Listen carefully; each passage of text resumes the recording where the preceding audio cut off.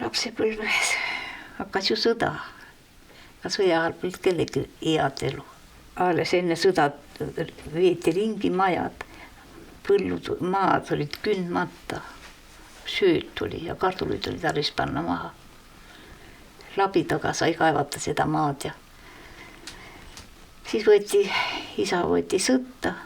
Olin väike, ma ei mäleta, ma olin 3-aastane, aga seda mäletan täpselt, kui saadeti teda ära.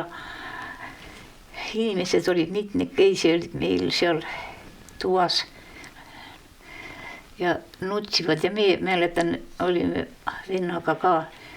Meil oli niisugune suur kiige, kus muidu me magasime seal, aga siis seisime seal kiiges talvel veebruarikuus, külm oli. Me ka nutsime.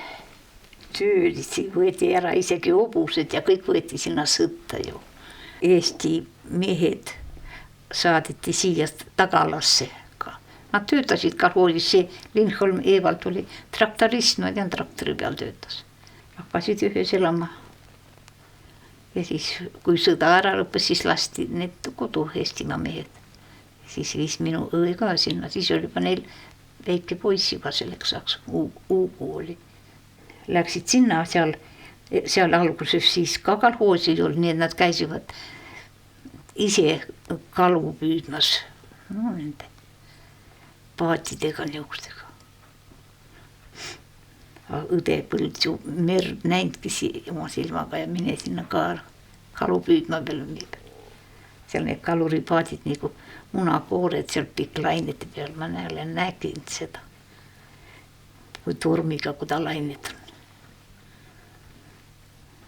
Sõja lõpu ma mäletan, too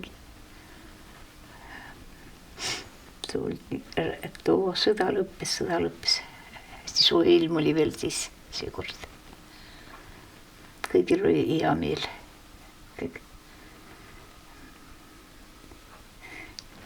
Kergust peal selle paremat ei olnud, sest kõik tehti ju käsitsi tööd siis.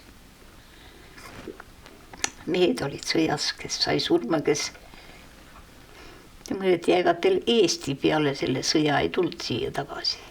45. aastal aprillis siis tuli isa kodu, sõjast haavatud oli. Ta rääkis seal kuskil Liki-Luki alles, kus nad olivad. Eks need mitu aastatest on mitmes lahingutes ja igal puhul.